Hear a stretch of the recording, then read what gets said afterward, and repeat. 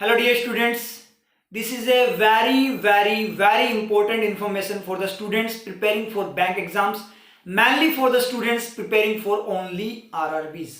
तो एक बहुत ही ज़्यादा सीरियस इशू पे आज अपने बात करेंगे जो कि आरआरबी से रिलेटेड है।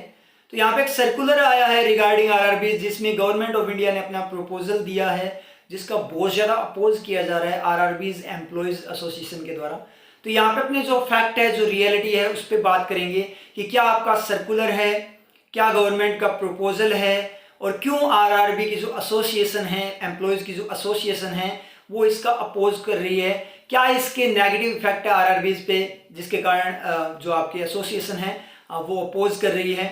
क्या आरआरबी के अंदर आपका करियर सिक्योर है, क्या आपका फ्यूचर सिक्योर है, क्या ओनली आरआरबी को आपको टारगेट बनाना चाहिए या नहीं बनाना चाहिए। तो इन सभी बातों पे अपने यहाँ पे आज बात करेंगे क्योंकि बहुत सारे जो स्टूडेंट्स होते हैं वो क्या करते हैं, ओनली आरआरबी को अपना टारगेट बनाकर चलते हैं, केवल आरआरबी की तैयारी करते हैं because of the one reason that is English subject के कारण, जो कि अपना फेवरेट सब्जेक्ट है और अपने क्लासेस भी करते हैं उस सब्जेक्ट की, जो कि बिल्कुल इजी सब्जेक्ट है। अगर आप साइंटिफिक अप्रोच के साथ करते हो, रूल्स के अकॉर्डिंग करोगे तो बहुत ज़्यादा टफ बन जाता है, लेकिन साइंटिफिक अप्रोच और साइंस के साथ करते हो तो बहुत ज़्यादा इजी सब्जेक्ट बन जाता है। जैसे अपनों ने अभी अपनी क्लासेस में इसको बिल्कुल इजी बना रखा है, जिस तरीके से आप लोगों में इंप्रूवमेंट आ रहा है।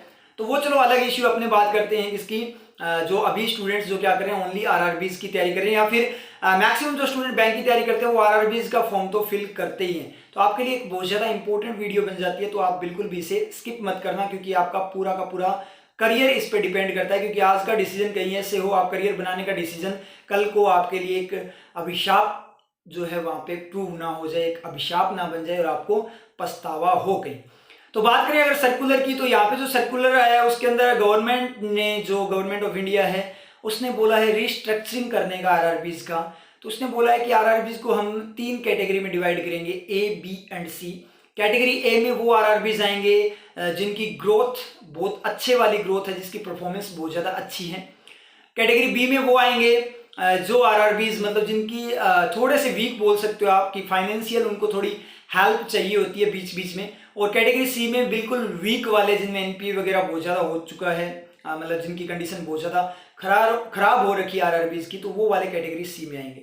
तो यहाँ पे गवर्नमेंट ने बोला कि जो कैटेगरी बी और कैटेगरी सी वाले जो आरआरबीज हैं उनको मर्ज करके स्टेट लेवल पे उनको तैयार किया जाएगा, स्टेट लेवल पे लेकर जाया जाएगा उनको, मतलब सेंट्रल लेवल पे नहीं ले रहे उनको, स्टेट लेवल पे ले रहे हैं। और कैटेगरी ए के लिए उन्होंने जो डिसीजन लिया है वो उन्होंने ये बोला है कि जो कैटेगरी ए के जो आरआरबीज हैं उन्हें no capital requirement from the government of India, मतलब उन्हें कोई कैपिटल की जरूरत नहीं है, कोई पैसों की जरूरत नहीं है, कोई फाइनेंशियल हेल्प की जरूरत नहीं है। इसलिए गवर्नमेंट क्या कर रही है, उन आरआरबीज से आई थिंक 16 आरआरबीज को सिलेक्ट किया गया कैटेगरी ए के अंदर। तो उन आरआरबीज से जो गवर्नमेंट ऑफ इंडिया वो अपना शेयर क्या करेगी, ट्रांसफर कर देगी स्पॉन्सर बैंक पे। तो बहुत ही ज़्यादा सीरियस इशू है क्योंकि गवर्नमेंट का शेयर जो आरआरबीज में होता है वो होता है 50%, और वो अपना पूरा का पूरा जो स्टेक है, वो शेयर है, वो पूरा का पूरा स्पॉन्सर बैंक के पास ट्रांसफर कर देगी। स्पॉन्सर बैंक जो कि पीएसबी वगैरह है, जैसे अपने बात करें फॉर एग्जांपल बड़ौदा क्षेत्रीय ग्रामीण बैंक की बात करें तो उसका जो स्पॉन्सर बैंक है वो बैंक ऑफ बड़ौदा है। तो पूरी जो 50% जो उसका स्टेक है, कुछ स्टेक उसके पास ऑलरेडी, और 50% स्टेक किसको दे देगी, वो बैंक ऑफ बड़ौदा को दे देगी, बड़ौदा क्षेत्रीय ग्रामीण बैंक को। तो गवर्नमेंट अपना पूरा का पूरा शेयर वहां से निकाल लेगी, मतलब अपनी पूरी की पूरी रेस्पॉन्सिबिलिटी खत्म करने जा रही है आरआरबी से। कौन? आपकी गवर्नमेंट। तो गवर्नमेंट जब रेस्पॉन्सिबिलिटी खत्म कर लेगी, पूरा शेयर पीएसबी के पास चला जाएगा, तो वो बैंक उसका पूरा मालिक बन जाएगा जो उसे अपने अकॉर्डिंग क्या करेगा, ऑपरेट करेगा। तो ये बहुत बड़ा इशू बना हुआ है किसके लिए, जो एसोसिएशन है उसका एक सबसे बड़ा इशू यही है जिसके कारण वो अपोज कर रहे हैं। उसके बाद उन्होंने कैटेगरी बी एंड सी के लिए बोला है कि इनको मर्ज करके स्टेट लेवल पे तैयार करेंगे। ये भी एक बहुत बड़ा इशू है, स्टेट लेवल पे तैयार करें, सेंट्रल लेवल पे लेकर नहीं जा रहे। और उसमें से भी गवर्नमेंट क्या बोल रही है कि हम धीरे धीरे करके विद इन 5 ईयर्स, 5 साल के अंदर अंदर धीरे धीरे करते करते हमारे शेयर क्या कर देंगे, ट्रांसफर कर देंगे स्पॉन्सर, मतलब वहां से भी गवर्नमेंट खुद को बाहर निकाल लेगी। थोड़ा कॉम्प्लिकेटेड फॉर्म में सर्कुलर दिया है ताकि कोई इसका अपोज ना करे एम्प्लॉयज वगैरह, लेकिन सारे इतने बेवकूफ थोड़ी होते हैं, ठीक है। तो वो वाली बात है। तो कुल मिलाकर बात ये है कि अब जो नेक्स्ट नंबर जो आया है खत्म करने का, वो आपका नेक्स्ट नंबर है आरआरबीज का, जिस तरीके से अपने सर्कुलर की बात करें। तो ये गवर्नमेंट का सर्कुलर है। अब अपोज क्या हो रहा है और उनके क्या रीजंस है वो मैं यहाँ पे क्लियर कर देता हूँ आपको। तो एसोसिएशन बोल रही है कि अगर आप अपना जो गवर्नमेंट ऑफ इंडिया है वो अपना पूरा शेयर निकाल देगी तो यहाँ पे फिर गवर्नमेंट उसका शेयर ही नहीं बचेगा इसके अंदर, जो आरआरबीज के अंदर, फिर ये गवर्नमेंट कैसे हो जाएगा। हालांकि गवर्नमेंट ने बोला है कि हम मर्जर नहीं करेंगे, मतलब यहाँ पे मर्जर नहीं होगा पीएसबी के अंदर। जैसे बड़ौदा क्षेत्रीय एग्जांपल के फॉर्म में बात करें, बड़ौदा क्षेत्रीय ग्रामीण बैंक का मर्जर नहीं होगा बैंक ऑफ बड़ौदा के अंदर, या फिर आरएमजीबी की बात करें तो आरएमजीबी का मर्जर नहीं होगा एसबीआई के अंदर, क्योंकि उसका स्पॉन्सर्ड बैंक एसबीआई है, तो वो एसबीआई में कन्वर्ट नहीं होगा, वो बैंक ऑफ बड़ौदा में कन्वर्ट नहीं होगा, बस वो उसके अंडर रहेगा। एक तो ये इशू, तो ये भी एक नेगेटिव इशू है कि वो उस बैंक में भी कन्वर्ट नहीं हो रहा, तो एक टाइप से उसके अंडर में काम करेगा, तो वो अपनी मनमानी करेगा जो आपका पब्लिक सेक्टर बैंक है। उसके बाद में उन्होंने बोला कि प्राइवेटाइजेशन का भी कोई इश्यू नहीं है, तो अभी कोई इश्यू नहीं है, तो जब आप इतना कर रहे हो तो वो तो डायरेक्ट ही पता लग रहा है गवर्नमेंट अपना पूरा स्टेक ही निकाल रही है वहां से, तो प्राइवेटाइजेशन की तो इश्यू रहने ना रहने का कोई मतलब ही नहीं बनता यहाँ पे, ये तो बेवकूफ़ बनाने वाली बात है। उसके बाद में जो एसोसिएशन का जो इश्यू है वो ये बोल रहे हैं कि जो हमारे जो आरआरबीज हैं उनकी जो मैनेजमेंट वगैरह में जो इश्यूज आ रहे हैं, जो स्टाफ की शॉर्टेज है, उसका पूरा का पूरा रीजन क्या होता है, ये पीएसबी होता है, जो स्पॉन्सर बैंक है वो पूरा का पूरा रीजन होता है। जब आप उनको पूरी पावर है, उनको मालिक ही बना दोगे तो उसके बाद वो अपनी मनमानी करेंगे। एक पार्शियलिटी भी करते हैं स्पॉन्सर बैंक, पेमेंट की फॉर्म में बात करें, सैलरी की फॉर्म में बात करें तो जो अलाउंसेज वगैरह उसकी फॉर्म में पार्शियलिटी करते हैं, मतलब कम वेजेस देते हैं आरआरबीज को। उसके बाद में जो स्टाफ की शॉर्टेज है, मतलब रिक्रूटमेंट भी बहुत ज़्यादा कम करवाते हैं पीएसबी जो बैंक है, जो स्पॉन्सर बैंक है। जैसे लाइव एग्जांपल अभी आप लोगों ने देखा था जो बैंक ऑफ बड़ौदा ने किया था, उन्होंने अपनी सारी की सारी जो वैकेंसीज थी वो विदड्रॉ कर ली थी, लेकिन बाद में बीच में गवर्नमेंट के इश्यूज जो कोर्ट वगैरह के फैसले वगैरह आए, उसके अकॉर्डिंग उन्हें मजबूरन क्या करना पड़ा, वापस से रिक्रूटमेंट देना पड़ा था। लेकिन प्री का जो एग्जाम था, फर्स्ट एग्जाम था, उसके अंदर उन्होंने रिक्रूटमेंट नहीं दिया, इसलिए कट ऑफ बहुत ज़्यादा हाई चली गई थी और जो डिजर्व करते थे स्टूडेंट वो बेचारे सारे के सारे फर्स्ट एग्जाम में ही फेल हो गए और वो उनको कोई मौका ही नहीं मिला। और जो सेकंड जो मेंस का एग्जाम हुआ था वो बिल्कुल उसकी कट ऑफ बिल्कुल लो चली गई इस रीजनिंग कारण, तो वहाँ पे इजीली जो स्टूडेंट वहाँ पे सिलेक्ट हुए तो वो सारे के सारे ऑलरेडी वहाँ पे क्या हो गए, रिक्रूटमेंट के थ्रू सिलेक्ट हो गए जो मेंस एग्जाम में बैठे थे। तो प्री एग्जाम में मैक्सिमम जो स्टूडेंट थे बहुत शानदार वाले स्टूडेंट थे, जो मतलब डिजर्व भी करते थे, क्योंकि हो जाता है कई बार थोड़ा परफॉर्मेंस में, क्योंकि कट ऑफ बहुत ज़्यादा हाई चली गई थी, थोड़ा सा अगर मिस्टेक होती है तो वहाँ पे दिक्कत हो जाती है, तो वहाँ पे बहुत सारे स्टूडेंट्स को लॉस हुआ था। तो ये चीज़ हुई थी। लेकिन हाँ, बाद में उन्होंने अपनी वैकेंसीज दे दी थी बाय फोर्स के अकॉर्डिंग, खुद तो नहीं देना चाहते थे।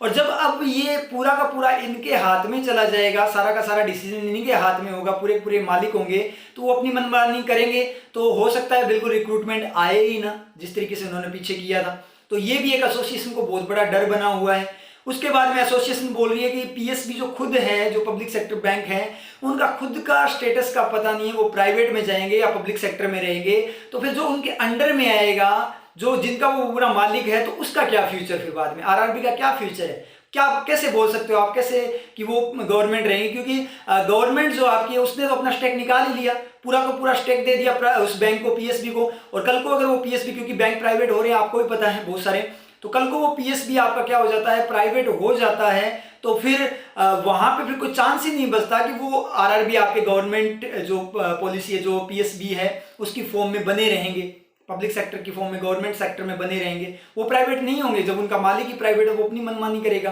तो इस तरीके से वो डरे हुए हैं कि जितना मिसमैनेजमेंट, जितने भी डेफिसिट है स्टाफ का, जो पार्शियलिटी है पेमेंट वगैरह सैलरी की, वो सारा का सारा रीजन जो है वो स्पॉन्सर बैंक है। और अगर पूरी की पूरी पावर आपने उनको दे दी तो आरआरबीज की हालत बद से बदतर हो जाएगी।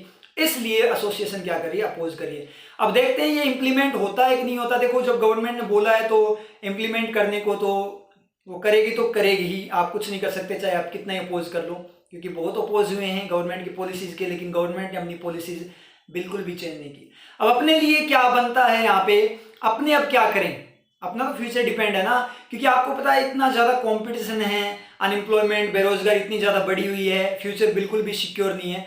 तो इसलिए मैं आप लोगों को बोलता हूँ कि आप लोग चलो आरआरबीज की तैयारी करो, कोई दिक्कत वाली बात नहीं है, बहुत बढ़िया बात है।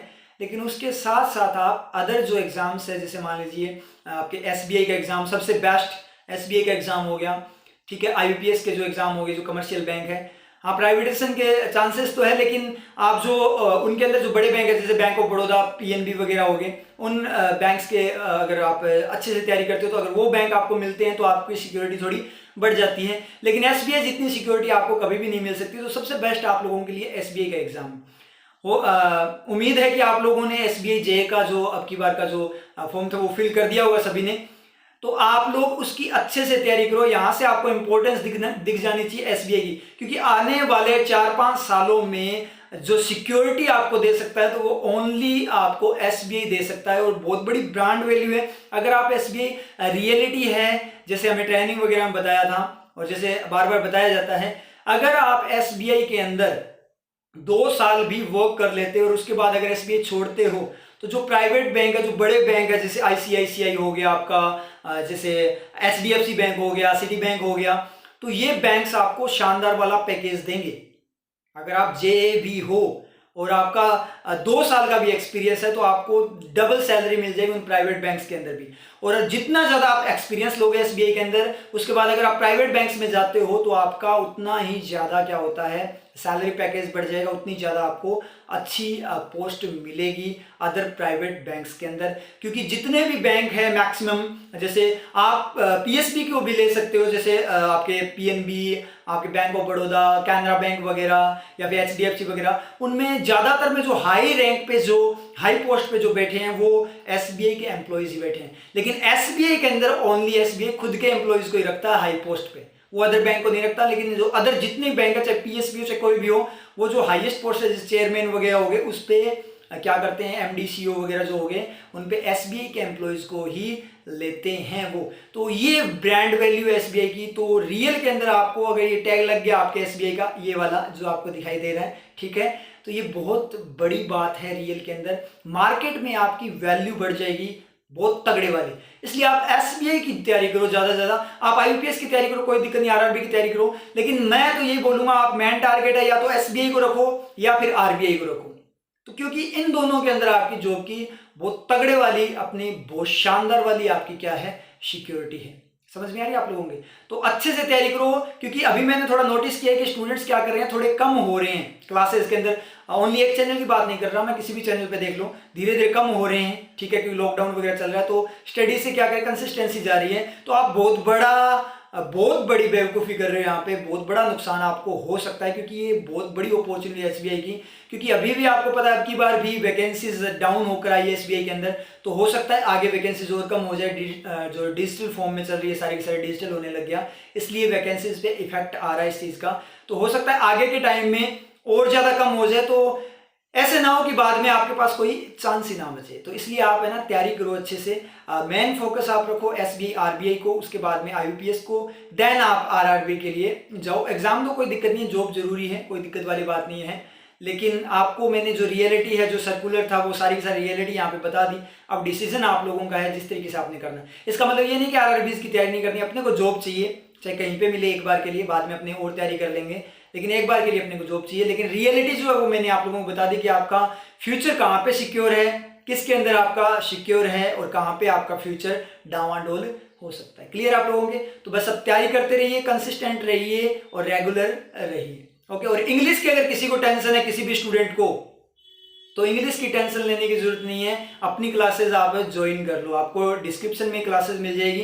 30 डे चैलेंज इंग्लिश कोर्स चल रहा है अपना, 30 दिनों के अंदर इंग्लिश बनाने की, उसकी 10 क्लासेज हुई अभी तक, तो अभी ज़्यादा नहीं हुई। उन 10 क्लासेस को आप साथ में रिवाइज कर लो, और जो लेटेस्ट चल रही है उन क्लासेस पे भी आप फोकस करो। और उसके बाद में टेंसेज करवाए हैं मैंने, तो टेंसेज की जो रियल वर्किंग है वो विदाउट स्ट्रक्चर करवाए हैं। अगर वो टेंसेज की क्लासेस आप कर लेते हो, तो चाहे आपका कितना ही लो लेवल हो, बिल्कुल भी इंग्लिश नहीं आती हो, तो आपकी इंग्लिश 100% गारंटी है बन जाएगी। तो उन क्लासेस को आप क्या करो, गो थ्रू कीजिए, आपको डिस्क्रिप्शन में उनका लिंक मिल जाएगा। अगर इंग्लिश की टेंशन है तो इंग्लिश की टेंशन लेने की जरूरत नहीं है, इंग्लिश की टेंशन आप लोगों की नहीं है, इंग्लिश की टेंशन मेरी है, उसकी मैं 100% गारंटी लेता हूं। इंग्लिश में आपको दिक्कत नहीं आने दूंगा। अदर सब्जेक्ट्स आप तैयार कीजिए अपने, वो तो आपके वैसे ही ऑलरेडी स्ट्रॉन्ग है। तो जो RRB को ध्यान में रख के चल रहे हैं ओनली इंग्लिश की वजह से, कि इंग्लिश के कारण हम RRB पे फोकस कर रहे हैं, तो वो आप चीज छोड़ दीजिए। इंग्लिश के कारण आपको भागने की जरूरत नहीं है, इंग्लिश आपकी मैं बना दूंगा। आप क्लासेस रेगुलर ज्वाइन कीजिए, आपको 100% इंप्रूवमेंट मिलेगा, 5-6 क्लासेस में भी मिल जाएगा।